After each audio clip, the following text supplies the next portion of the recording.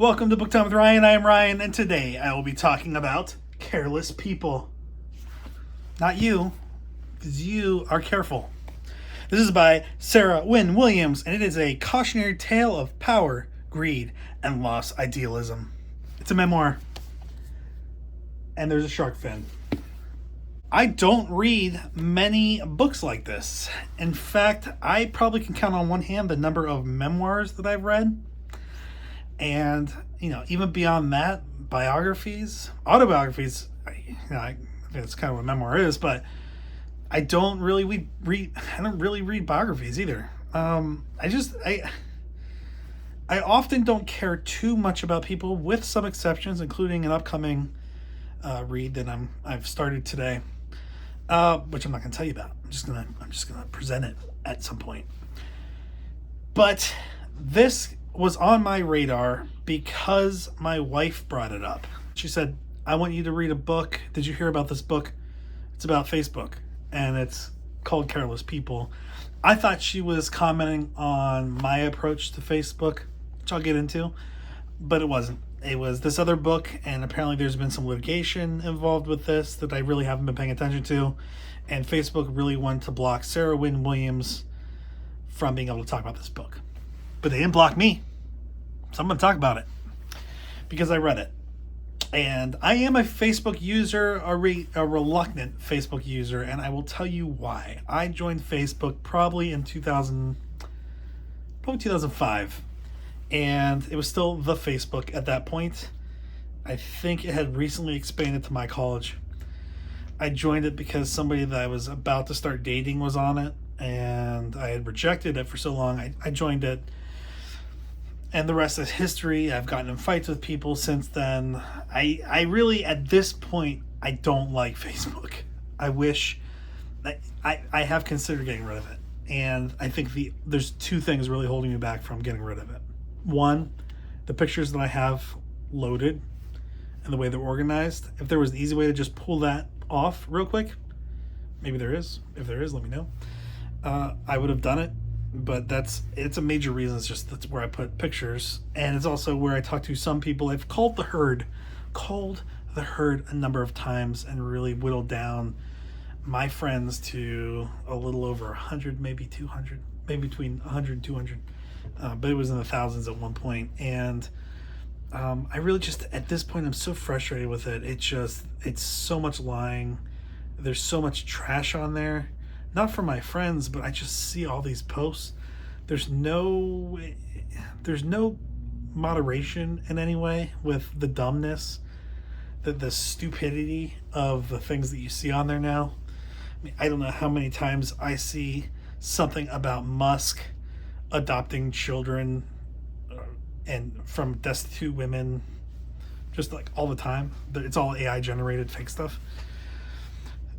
And we're at a point where I just don't trust anything I see on there. So I probably should have gotten rid of it a long time ago. I think the only reason I haven't is just the pictures and interacting with some people. Other than that, I probably would get rid of it. And honestly, this book has made me really consider it a lot more. What is this book about? Sarah Wynn-Williams is an idealist from New Zealand. She's a Kiwi. She is a lawyer. She goes on to work with it sounds like things are fun in New Zealand, by the way. Let me just say, Australians, New Zealanders, they just seem like good people, fun people. So, and I watch Bluey, so I at least know that the dogs in Australia are awesome. I think she starts off really just interested in making a difference. Internationally, she wants to make a difference. And she's an idealist, and she works at the UN.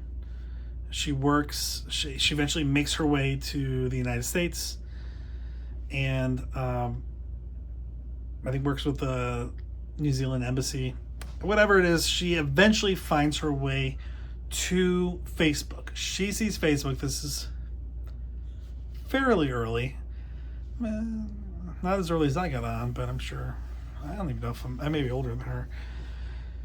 It's early enough that she still feels like this is the future. This is how people are going to connect. There was a period where that felt true. and you were reconnecting with old friends, and you were reaching out to people that you hadn't seen in forever from other countries, and it was just like a nice time, and then it turned into fighting and whatever. So she's entering it at that point. She pitches this idea of a position at Facebook that would deal with international policy. She sees the future being a complicated network of rules and regulations internationally that Facebook is going to have to navigate, and she thinks that it makes sense for Facebook to start working on creating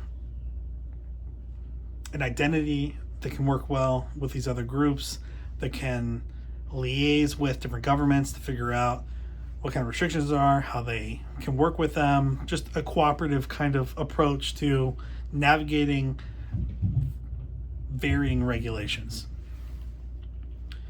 And there are two headquarters. There's the headquarters in the US, and then in Dublin, Ireland. And she spends most of her time in the DC office, which is really more focused on the policy stuff. And she deals with Mark Zuckerberg. She deals with Sheryl Sandberg. She deals with other people throughout the years, but those are the first two big ones. And her direct supervisor is a woman named Marn. And that's where she is. She's kind of trying to figure out how to get Mark Zuckerberg more engaged, or Sheryl Sandberg engaged with these international leaders, and tackle future problems early so they don't become bigger problems. And a lot of this book is her slowly coming to the realization that Facebook has a lot of issues, that it has doublespeak, that it doesn't value its people the way she thought they did. There's an incident where somebody from the Brazil office is arrested, and really the conversation is, how do we kind of leverage this instead of how do we get this guy out of jail? At some point, one of the big things is how they're dealing with China, and it's seen as a huge growth opportunity for Facebook. But Sarah Wynn-Williams is concerned about the amount of government intrusion in China, and basically the things that Facebook says to users not jiving with what Facebook is actually doing, especially in China and some other places, but especially China. Lots of missteps throughout. I feel like Facebook in this book, in this memoir, kind of has unforced errors. You have Sheryl, who's more engaged in the policy side, and Mark, who's more engaged in the engineering and building side. That'll change a little bit as he gets more and more experience. You also hear some weird stories about Sheryl Sandberg. One of them is about how when Sarah was riding on the plane somewhere, and they were working on stuff they had to get done before they got back to the US, Sheryl came out in her PJs and said, "Hey, I'm gonna go to sleep," kind of like everyone else go to sleep. And they were like, "Okay, thanks, we're gonna keep working." And she's like, "No, come and lay in the bed with me."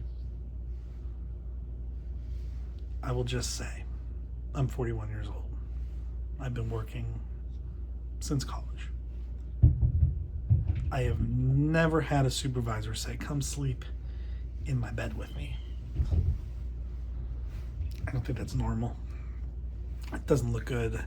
She recounted other stories about how Sheryl Sandberg would take subordinates to her house, and they would have trying on lingerie and then having a sleepover. Just not what you want to do. It seems like HR ignored that. Eventually there's another character, another human, Joel Levinson, who, I think it's Joel Levinson, who eventually becomes her supervisor, really kind of sexually harassing her throughout. She brings up to leadership. They kind of ignore it, and eventually she kind of gets blamed, even though people have seen him doing stuff the things he says to her. She has a lot of issues too. She's had childbearing issues where she actually had some kind of medical emergency. She was attacked by a shark at the very, like, she recounts being attacked by a shark early, and there was some serious damage to her bowels. She has a baby, and her baby comes out fine, everything's good, but she starts feeling bad, and she keeps bleeding, and they're worried that she's gonna die. She doesn't, she lives. But there's not a whole lot of understanding back at Facebook in what she's dealing with. And that's kind of surprising because of the whole lean in, look, this is how you balance your life, your life at home and the work in the office. And how Cheryl seems to be saying one thing and living another life, or another approach to living. I enjoyed it. I gave it 5 stars. I enjoyed it because it's written in a way that's pretty funny and engaging. It's written really in a way that I feel like you could hear somebody recounting these stories in a bar, or like, get this happened at work. Can you believe this? It kind of felt like that. So it felt very personal. But it's also dealing with, a company that a lot of us have used, and a company that's been more and more in the public eye, especially recently. And I think a company that has a lot of faults, especially after reading this, that really had a lot of insecurities, wasn't respected for a long time, and then kind of became the kingmaker, and what that looked like with international leaders. I don't know everything around this, but Facebook tried to have this pulled from shelves. They've had Sarah Wynn-Williams kind of silenced at this point in promoting it. But there's definitely a lot of allegations in here that are not positive in any way. About specific members of leadership, about what the company does, about how the company deals with its users, how it deals with governments. It's kind of double speak, and I found it pretty disturbing, really.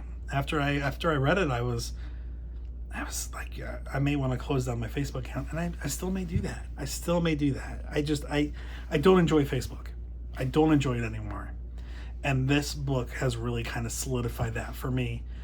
I use the chat app, but like, just the amount of information they have access to and that they give to other people, even when it seems like they're not doing that, I think that's what I found disturbing and don't like. So we'll see what I do in the future with Facebook. It's really, at this point, I don't use it a whole lot. It's there, but it's just not nearly the interaction that there used to be. Instagram I don't like either. I have it, but I could get rid of Instagram tomorrow and I would not feel bad about it at all. I barely use it. I hate it. But I have it. So, Careless People. Check it out. Sarah Wynn-Williams probably can't tell you about it because of the legal stuff with Facebook. But I can say, check it out. I enjoyed it. 5 stars. Very interesting stuff. Lots of not positive stuff as far as Facebook's concerned. Read it. Let it open your eyes and make decisions on your own. And that's it. Have a good one.